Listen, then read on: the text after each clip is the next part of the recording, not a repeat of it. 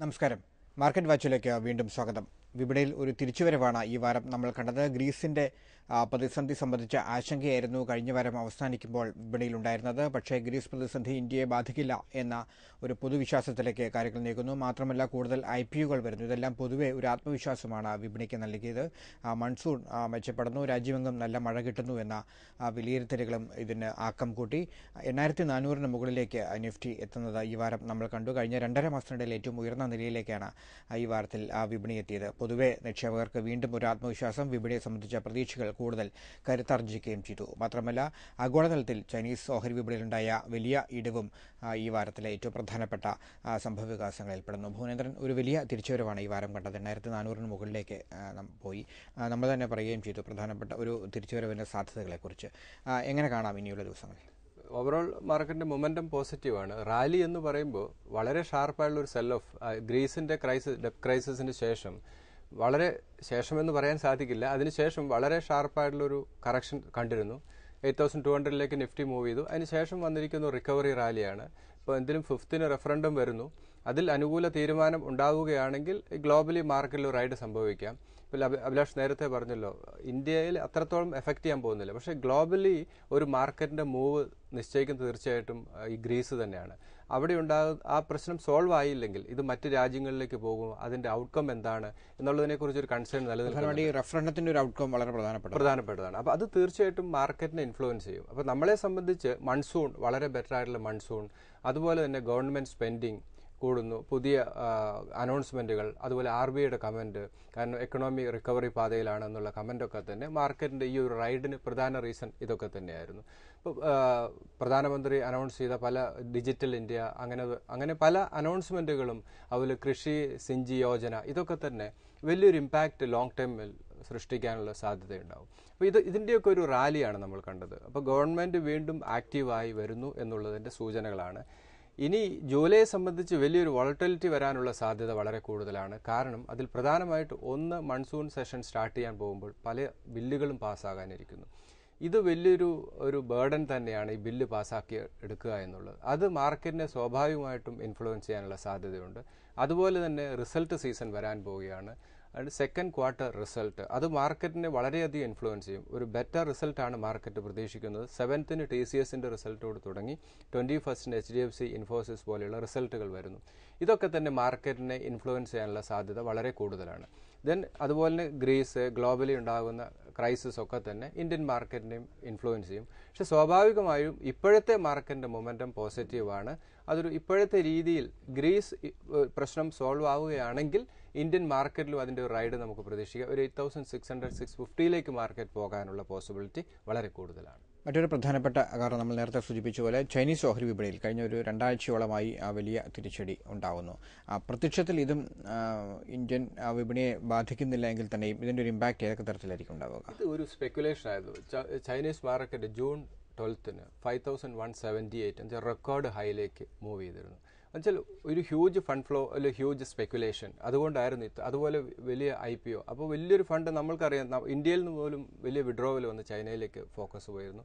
പിന്നെ വലിയ സ്പെക്കുലേഷൻ, ഇതൊരു ഡേഞ്ചർ തന്നെ. ഇന്ത്യൻ മാർക്കറ്റിൽ ഇങ്ങനെ വളരെ ഷാർപ്പായുള്ള റൈഡ് വരികയാണെങ്കിൽ, നമ്മൾ കഴിഞ്ഞ എപ്പിസോഡ് അത് ഡിസ്കസ് ചെയ്തതാണ്, പക്ഷേ ഇതിന്റെ ഫോളും അത്രത്തോളം ഷാർപ്പായിരിക്കും. അപ്പോൾ ഇതൊക്കെ റീറ്റെയിൽ ഇൻവെസ്റ്റേഴ്സിനാണ് ഇതിനൊക്കെ നഷ്ടം സംഭവിക്കുക. അപ്പോൾ ചൈനയിൽ ഓൾമോസ്റ്റ് 26% ആണ് ഡ്രോപ്പ് വന്നത്. 3750 ഇപ്പോൾ അവിടുത്തെ ഷാങ്ഹായ് ഇൻഡെക്സ് നിൽക്കുന്നത്. അപ്പോൾ ഇതൊക്കെ തന്നെ കഴിഞ്ഞ 20 ദിവസം കൊണ്ട് വന്നിരിക്കുന്ന ഫോൾ എന്ന് പറയുന്നത് 26% ആണ്. അപ്പോൾ ഈ റൈഡിൽ റീറ്റെയിൽ ഇൻവെസ്റ്റേഴ്സിന് ഒരിക്കലും ഗെയിൻ കിട്ടില്ല, പറയുന്ന രീതിയിൽ ഗെയിൻ കിട്ടില്ല. പക്ഷേ ഫോൾ വരുമ്പോൾ ഇവർക്കായിരിക്കും ഏറ്റവും കൂടുതൽ ഡാമേജ് സംഭവിക്കുന്നത്. ഇതൊരു മാർജിൻ സ്ട്രിക്റ്റ് ആക്കി. ഇന്നിപ്പോൾ ഷോർട്ട് സെല്ലിംഗ് നിരോധിക്കുന്നു, അങ്ങനെയുള്ള ചൈനയിൽ ചില മൂവ് ഒക്കെ എടുക്കുന്നുണ്ട്. അതുപോലെ ഹ്യൂജ് IPO വന്നു.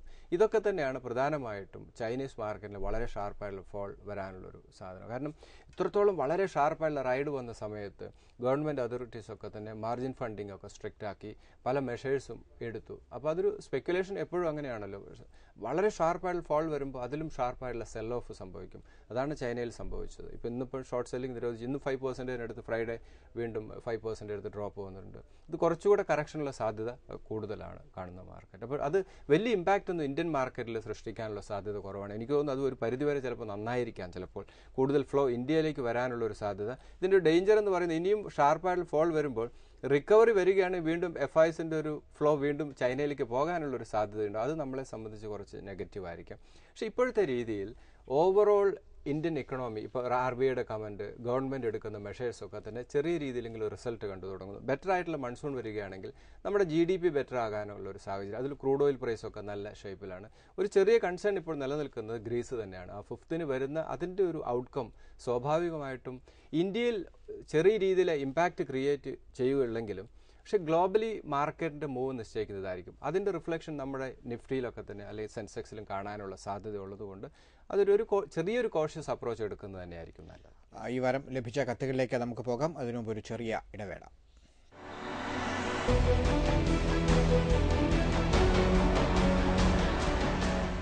മാർക്കറ്റ് വാച്ചിലേക്ക് വീണ്ടും സ്വാഗതം. ഇതിലേക്ക് ലഭിച്ച കത്തുകൾ പരിശോധിക്കാം. മായ വാസുദേവൻ, മായ്ക്ക് അറിയേണ്ടത് Apollo Tyres, Wonderla, Cox and Kings, Thomas Cook, Union Bank, State Bank of India, മോണറ്റ് സ്പാറ്റ്. സ്റ്റോക്ക് എല്ലാം അറിയേണ്ട ക്വസ്റ്റ്യൻ എന്ന് പറയുന്നത് ഫണ്ടമെന്റലി സ്റ്റോക്ക് എല്ലാം തന്നെ വളരെ സൗണ്ടാണ്. ഇപ്പോൾ റീസെൻ്റായിട്ട് സ്റ്റോക്കിലൊക്കെ തന്നെ ഒരു ചെറിയ റൈഡ് സംഭവിച്ചു. ഫ്രഷ് ഇൻവെസ്റ്റ്മെൻറ്റ് കുറച്ചുകൂടെ പേഷ്യൻസ് കാണിക്കുന്നതായിരിക്കും നല്ലത്. ഇതിൽ അപ്പോളോ ടയേഴ്സ് 160 and 134 രണ്ട് സപ്പോർട്ട് ലെവലാണ്. 200 ആണ് ഇമ്മീഡിയറ്റ് അല്ലെങ്കിൽ ഒരു മേജർ റെസിസ്റ്റൻസ്. ആ ഒരു level short time point of വ്യൂവിൽ സെല്ലിംഗ് നടത്തുന്നത് നന്നായിരിക്കും. ഷോർട്ട് ടൈം ഗെയിൻ എടുക്കുകയാണെങ്കിൽ നന്നായിരിക്കും. ദെൻ വണ്ടർല അഗൈൻ 240, 210 രണ്ട് സപ്പോർട്ട് ലെവലാണ്. 290 ആണ് ഇമ്മീഡിയറ്റ് വരാവുന്ന റെസിസ്റ്റൻസ്. 290 അതുപോലെ 200 എന്നൊക്കെ പറയുന്നില്ല, റെസിസ്റ്റൻസ് കുറച്ചുകൂടെ ക്ലോസ് ആയിട്ട് വാച്ച് ചെയ്യുന്നത് നന്നായിരിക്കും. മാർക്കറ്റിൽ ഒരു റിക്കവറി മാർക്കറ്റിൽ സംഭവിച്ചു. ആ റൈഡ് കുറച്ചുകൂടെ കണ്ടിന്യൂ ചെയ്യാനുള്ള സാധ്യതയുണ്ട്. വളരെയധികം ന്യൂസുകൾ വരാനിരിക്കുന്നതുകൊണ്ട് തന്നെ വോളറ്റിലിറ്റി വളരെ കൂടാനുള്ള സാധ്യതയുണ്ട്. അതുകൊണ്ട് കുറച്ചൊരു കോഷ്യസ് അപ്രോച്ച് എടുക്കുന്നതായിരിക്കും നല്ലത്. പ്രോഫിറ്റ് പൊസിഷൻസ് വരുമ്പോൾ, നല്ല പ്രോഫിറ്റിലേക്ക് വരുമ്പോൾ പ്രോഫിറ്റ് ബുക്ക് ചെയ്ത് തൽക്കാലം മാറി നിൽക്കുന്നത് നന്നായിരിക്കും. Then Cox and Kings fundamentally വളരെ സൗണ്ടാണ്. അഗൈൻ 220 ആണ് സ്റ്റോക്കിൽ ഇമ്മീഡിയറ്റ് വരാവുന്ന ഒരു സപ്പോർട്ട്. അതൊരു ബൈയിങ് ഓപ്പർച്യൂണിറ്റിയാണ്. 190 വീണ്ടും വളരെ ഷാർപ്പായിട്ടുള്ള ഒരു സെൽ ഓഫ് മാർക്കറ്റിൽ സംഭവിച്ചാൽ മാത്രമേ ആ ലെവലിലേക്ക് വരാൻ സാധ്യതയുള്ളൂ. 300 സ്റ്റോക്കിൽ ഇമ്മീഡിയറ്റ് വരാവുന്ന resistance. Then Thomas cook fundamentally വളരെ സൗണ്ടാണ്. ഇൻവെസ്റ്റ്മെന്റിന് പരിഗണിക്കാം. 210 ഇപ്പോഴത്തെ വാല്യുവേഷൻ കുറച്ചൊരു ഷോർട്ട് ടൈം പോയിന്റ് ഓഫ് വ്യൂവിൽ വാല്യുവേഷൻ കുറച്ചൊരു ഹയർ വാല്യൂവിലാണ്. 210 ഇമ്മീഡിയറ്റ് വരാവുന്ന ഒരു സപ്പോർട്ടാണ്. ദെൻ 170, 260 ആണ് സ്റ്റോക്കിൽ ഇമ്മീഡിയറ്റ് റെസിസ്റ്റൻസ്. ഇമ്മീഡിയറ്റ് റെസിസ്റ്റൻസ് എന്ന് പറയുമ്പോൾ അത് short time point of view ഒരു പ്രോഫിറ്റ് ബുക്കിംഗ് ലെവൽ തന്നെയാണ്. അതല്ല എങ്കിൽ 260 വളരെ ക്ലോസ് ആയിട്ട് ഇത് വാച്ച് ചെയ്യണം. ആ ലെവൽ ട്രേഡ് സ്റ്റെബിലൈസ് ചെയ്ത് ബ്രേക്ക് ചെയ്യുന്നുണ്ടെങ്കിൽ അനദർ 20 റുപ്പീസിൻ്റെ ഗെയിൻ കൂടി സ്റ്റോക്കിൽ പ്രതീക്ഷിക്കാം. പക്ഷേ ഇപ്പോഴത്തെ സാഹചര്യത്തിൽ 260 ബ്രേക്ക് ചെയ്യാനുള്ള സാധ്യത വളരെ കുറവാണ്. ദെൻ യൂണിയൻ ബാങ്ക് ആണ്. വാല്യുവേഷൻ വളരെ ഫെയർ ആണ്. 140 and 125 രണ്ട് സ്റ്റേജ് ആയിട്ട് ഇൻവെസ്റ്റ്മെന്റ് പരിഗണിക്കാം. 180 ആണ് സ്റ്റോക്കിൽ ഇമ്മീഡിയറ്റ് വരാവുന്ന resistance. Then state Bank of India again ഈ സ്റ്റോക്കിന്റെ സപ്പോർട്ട് 240 ആണ്. 240 ഒരു മേജർ സപ്പോർട്ട് ലെവലാണ്. ദെൻ 210 ലെവലിലേക്ക് വരണമെങ്കിൽ ഗ്ലോബലി ഏതെങ്കിലും വളരെ നെഗറ്റീവ് ന്യൂസ്, അതുപോലെ തന്നെ റിസൾട്ട് മോശമാവുക, അല്ലെങ്കിൽ വീണ്ടും മൺസൂൺ മോശമാവുക, അങ്ങനെ എന്തെങ്കിലും നെഗറ്റീവ് സംഭവിക്കുകയാണെങ്കിൽ മാത്രമേ 210 ലെവലിലേക്ക് സ്റ്റേറ്റ് ബാങ്ക് ഓഫ് ഇന്ത്യ വരാൻ സാധ്യതയുള്ളൂ. 240 എന്ന് പറയുന്ന ഒരു ഫെയർ വാല്യൂ തന്നെയാണ്. 310 ആണ് സ്റ്റോക്കിൽ ഇമ്മീഡിയറ്റ് റെസിസ്റ്റൻസ്. 310 ലെവലിലേക്ക് സ്റ്റേറ്റ് ബാങ്ക് ഓഫ് ഇന്ത്യ വരികയാണെങ്കിൽ അതൊരു പ്രോഫിറ്റ് ബുക്കിംഗ് ലെവലായിട്ട് കൺസിഡർ ചെയ്യുക. ദെൻ മോണറ്റ് സ്പാറ്റ് ആണ്. 30 and 21 ഒരു ആവറേജ് ഫണ്ടമെന്റൽസ് ആണ്. 30 ഇമ്മീഡിയറ്റ് സപ്പോർട്ട് ലെവലാണ്. 30 ലെവൽ ഇൻവെസ്റ്റ്മെന്റിന് പരിഗണിക്കാം. ദെൻ 60 ആണ് സ്റ്റോക്കിൽ ഇമ്മീഡിയറ്റ് വരാവുന്ന റെസിസ്റ്റൻസ്. അത് 60 ലെവൽ എനിക്ക് short time point of view ഒരു പ്രോഫിറ്റ് ബുക്കിംഗ് ലെവലായിട്ട് തന്നെ പരിഗണിക്കുന്നതായിരിക്കും നല്ലത്. ഇതിലെല്ലാ സ്റ്റോക്കുകളും ഫണ്ടമെന്റലി വളരെ സൗണ്ടാണ്. അഗൈൻ ഈ സ്റ്റോക്കിൽ കറക്ഷൻ സംഭവിക്കുകയാണെങ്കിൽ ഈ സ്റ്റോക്കിൽ ഫർദർ ഇൻവെസ്റ്റ്മെന്റ് അഡ്വൈസബിൾ ആണ്. ശ്രദ്ധിക്കേണ്ട ഒരു കാര്യം, ഈ സ്റ്റോക്കിന്റെ ഒക്കെ തന്നെ റെസിസ്റ്റൻസ് വളരെ ക്ലോസ് ആയിട്ട് വാച്ച് ചെയ്ത് ഈ ഒരു ഈവൻ എനിക്ക് തോന്നുന്നത് സ്റ്റോക്കിൽ പ്രോഫിറ്റ് ഇല്ലെങ്കിൽ പോലും ഈ റെസിസ്റ്റൻസ് ലെവലിലേക്ക് വരുമ്പോൾ stock short time point of വ്യൂവിൽ ഒന്ന് സെല്ല് ചെയ്ത് മാർക്കറ്റിൽ നിന്ന് മാറി നിൽക്കുന്നത് നന്നായിരിക്കും. അടുത്ത കത്തിലേക്ക് പോകാം. Shri Muhammad Nafal, VDL, Puravankara, GMR infra, Jain irrigation, Crompton Greaves and Cairn, ഈ സ്റ്റോക്കുകളെ കുറിച്ചാണ് മുഹമ്മദ് നഫൽ ചോദിക്കുന്നത്. ഇതിൽ വേദാന്ത ഇപ്പോഴത്തെ വാല്യുവേഷൻ ഫെയർ വാല്യൂയിലാണ്. ഇൻവെസ്റ്റ്മെന്റിന് പരിഗണിക്കാം. കുറച്ചുകൂടെ കറക്ഷൻ 160 ലെവലിലേക്ക് വരികയാണെങ്കിൽ ഫസ്റ്റ് സ്റ്റേജ് ഇൻവെസ്റ്റ്മെന്റ്, ദെൻ 142 രണ്ട് സ്റ്റേജ് ആയിട്ട് സ്റ്റോക്കിൽ ഇൻവെസ്റ്റ്മെന്റ് അഡ്വൈസബിൾ ആണ്. ഇപ്പോഴത്തെ രീതിയിൽ സ്റ്റോക്ക് ഒരു നെഗറ്റീവ് സോണിലാണ് മൂവ് ചെയ്യുന്നത്. 210 ആണ് സ്റ്റോക്കിൽ immediate resistance. Then Puravankara project ആണ്. ലാസ്റ്റ് വീക്ക് ചെറിയ റൈഡ് ഈ സ്റ്റോക്കിൽ സംഭവിച്ചു. ഇൻവെസ്റ്റ്മെന്റിന് പരിഗണിക്കാം. 70 and 62 ലെവലിലേക്ക് വരികയാണെങ്കിൽ മാത്രം ഇൻവെസ്റ്റ്മെന്റിന് പരിഗണിക്കുക. സെക്ടറൊക്കെ തന്നെ ഒരു നെഗറ്റീവാണ്. അതിൽ എനിക്കൊന്ന് കുറച്ചുകൂടി പരിഗണിക്കാവുന്ന പ്രസ്റ്റീജ് അതുപോലെ തന്നെ ഒബ്രോ റിയാലിറ്റി പോലെ ഡെറ്റ് ഇല്ലാത്ത കമ്പനിയിലേക്ക് ഫോക്കസ് പോകുന്നതായിരിക്കും നല്ലത്. 100 ആണ് പുറവങ്കര ഇമ്മീഡിയറ്റ് വരാവുന്ന ഒരു ടാർഗറ്റ് അല്ലെങ്കിൽ ഒരു റെസിസ്റ്റൻസ്. അടുത്ത GMR ആണ്. GMR ഇപ്പോഴത്തെ രീതിയിൽ വാല്യുവേഷൻ ഫെയർ ആണ്. അടുത്തൊരു കറക്ഷൻ സംഭവിക്കുകയാണെങ്കിൽ അഗൈൻ 12 and 10 ഈ ലെവലിലേക്ക് സ്റ്റോക്ക് വരികയാണെങ്കിൽ ഇൻവെസ്റ്റ്മെന്റിന് പരിഗണിക്കാം. ഹ്യൂജ് ഡെറ്റ് ഈ കമ്പനി ഹോൾഡ് ചെയ്യുന്നുണ്ട്.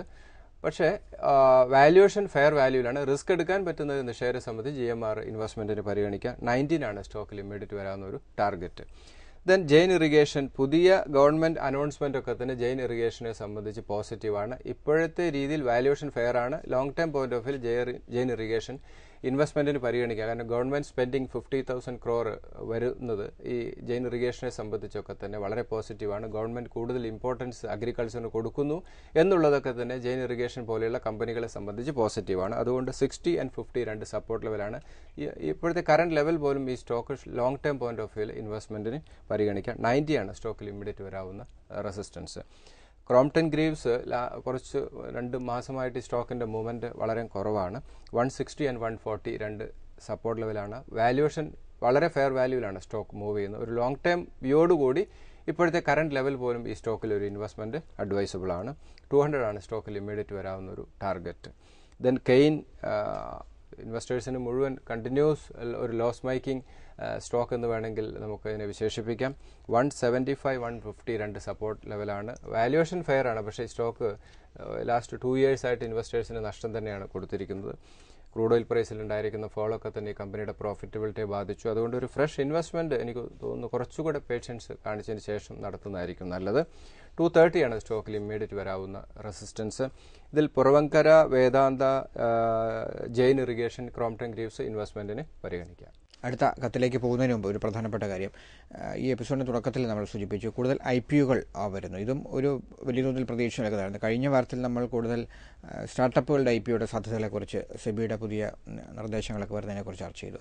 ഇത്തരം പുതിയ IPOകൾ തയ്യാറെടുക്കുന്നത് ഏതൊക്കെ തരത്തിലാണ് ഒരു പ്രയോജനം ഉണ്ടാക്കാൻ പോകുന്നത്? ഇത് തീർച്ചയായിട്ടും നല്ലതാണ്. മാർക്കറ്റിന്റെ റിവൈവലിന്റെ ഒരു സൈനായിട്ട് നമുക്ക് വേണം. ഇൻഡിഗോ, അത് കഫേ കോഫി ഡേ, അങ്ങനെ കുറേയധികം, ഈവൻ നമ്മളുടെ കാത്തലിക് സിറിയ ബാങ്ക്, അങ്ങനെ കുറേയധികം ഇഷ്യൂസ് വരാനിരിക്കുന്നു. ഇത് വലിയൊരു ഇമ്പാക്റ്റ് മാർക്കറ്റിൽ സൃഷ്ടിക്കുമെന്ന് ചോദിച്ചാൽ ഇപ്പോഴത്തെ സാഹചര്യത്തിൽ സാധ്യത കുറവാണ്. പിന്നെ ഇഷ്യൂ സൈസൊക്കെ തന്നെ വളരെ ചെറുത്. ഇപ്പോൾ ചൈനയിൽ വന്ന പോലെ ഒരു ഹ്യൂജ് IPO ഒന്നും അല്ല ഇവിടെ വരുന്നത്. എല്ലാം ചെറിയ സൈസാണ്. ഇത് തന്നെ നമ്മുടെ PF ഫണ്ട് സ്റ്റോക്കിൽ ഇൻവെസ്റ്റ് ചെയ്യാമെന്ന് പറയുന്നത് അത് അബ്സോർബ് ചെയ്ത് പോകാനുള്ളൊരു സാധ്യതയുള്ളൂ. അതല്ലാതെ വലിയൊരു ഇമ്പാക്റ്റ് ഒരു വിഡ്രോവൽ വന്ന് ഇനീഷ്യൽ IPOയിലേക്ക് പോകാനുള്ള സാധ്യത വളരെ കുറവാണ്. അത് അത്ര വലിയ സൈസുള്ള ഇഷ്യൂ ഒന്നല്ല വരുന്നത്. അപ്പോൾ അതുകൊണ്ട് എനിക്കൊന്ന് വലിയൊരു ഇമ്പാക്റ്റ് ഇത് മാർക്കറ്റ് സൃഷ്ടിക്കാനുള്ള സാധ്യത കുറവാണ്. എല്ലാം നമുക്ക് ഫെമിലിയർ ആയിട്ടുള്ള ചെറിയ ചെറിയ ഇഷ്യൂസാണ് വരുന്നത്. സക്സസ് ആകാനുള്ള സാധ്യതയുണ്ട്. പക്ഷേ ഇതൊക്കെ ഒരു നല്ലൊരു സൈനാണ്. പുതിയ IPO വരുന്നത് മാർക്കറ്റിൽ പുതിയ ഇൻവെസ്റ്റേഴ്സ് വരാനും മാർക്കറ്റിന്റെ ഉണർവിനെയാണ് IPO ഒക്കെ സൂചിപ്പിക്കുന്നത്. നമുക്കറിയാം കഴിഞ്ഞ കുറേ വർഷങ്ങളായിട്ട് തന്നെ വളരെ നല്ല IPO ഒക്കെ വളരെ കുറവാണ്. ഇപ്പോൾ ഒരു ചെയിൻ ഓഫ് IPOs തയ്യാറെടുക്കുന്നു വരാനായിട്ട്. അത് മാർക്കറ്റിന്റെ റിവൈവലിന്റെ ഒരു സൈനായിട്ട് തന്നെ നമുക്ക് കാണാം. അടുത്ത കത്തിലേക്ക് പോകാം. അതിനു മുമ്പ് ഒരു ചെറിയ ഇടവേള കൂടി.